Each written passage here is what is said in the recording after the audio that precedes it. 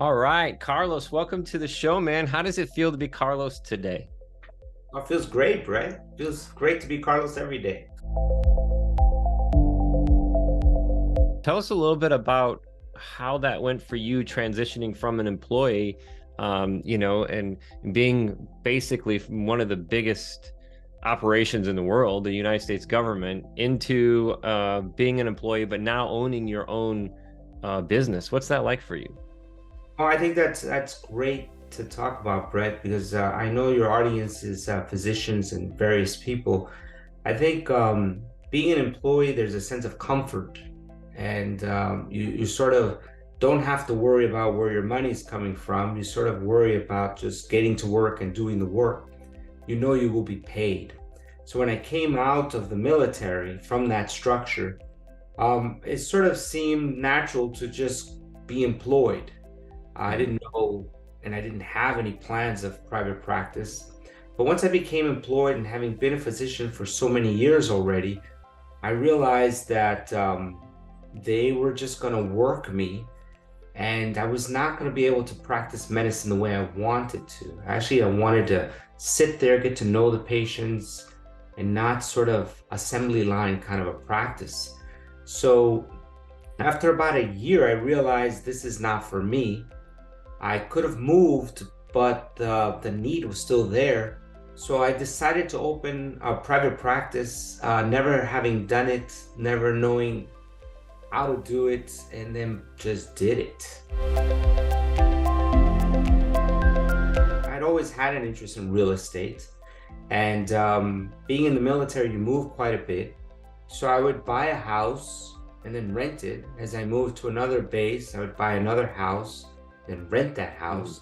And slowly was acquiring single family homes until I was going to get into where I was going to stay. Once I decided it was Texas, I sort of sold those houses and sort of began to settle down here in Texas.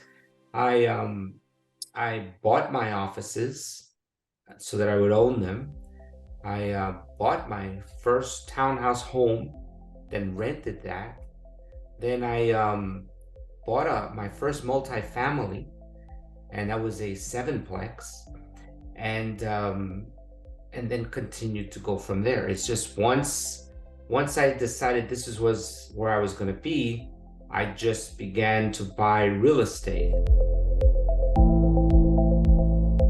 The ones I have now, I have a property management company, and I work with them to manage those properties, as well as my wife is a real estate professional. So My together, hands are in the air, Carlos. Yes, that's awesome. Yeah. that's yeah, so that's how we work that, so that I'm free to be what God made me to be, which is a surgeon, a doctor. Yep.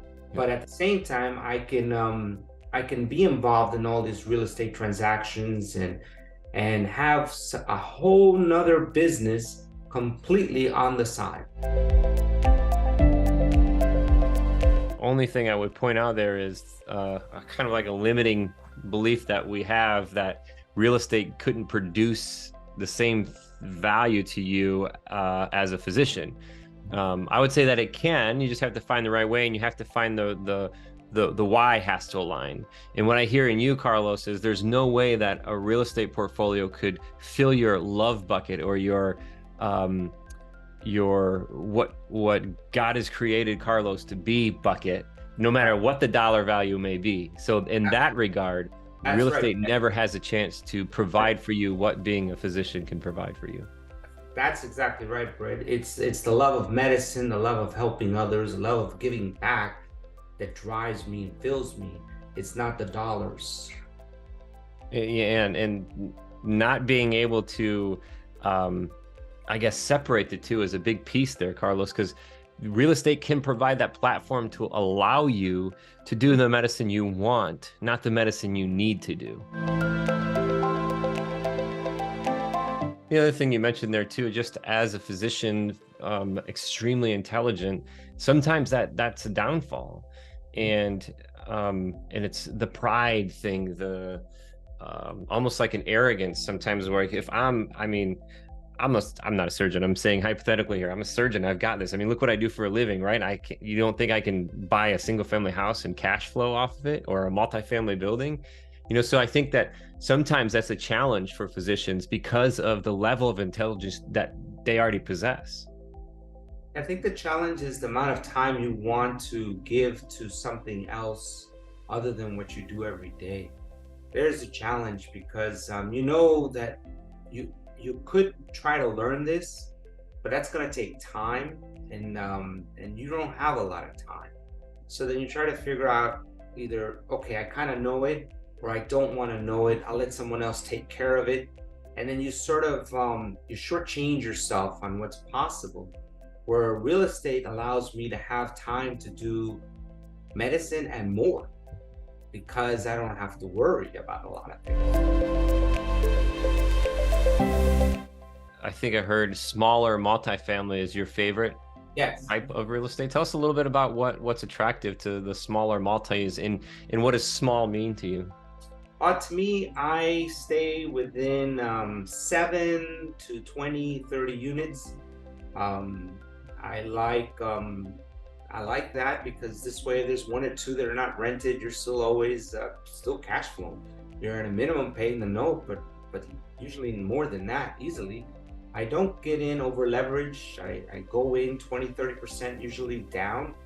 Although I have acquired properties with no money down.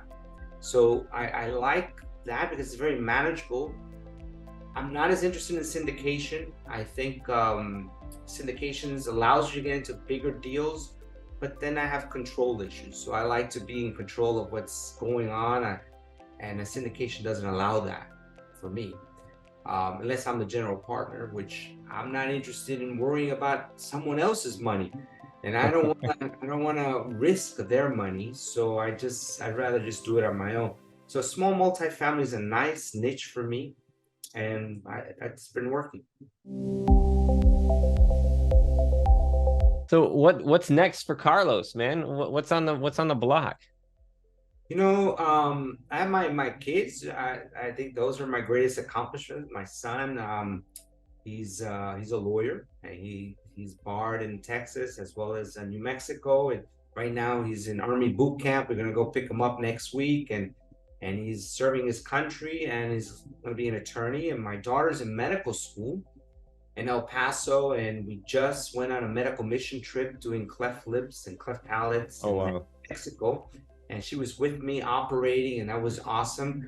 So I think continue to develop my children, enjoy them with my wife, enjoy life, continue to grow the practice, perhaps build a surgery center.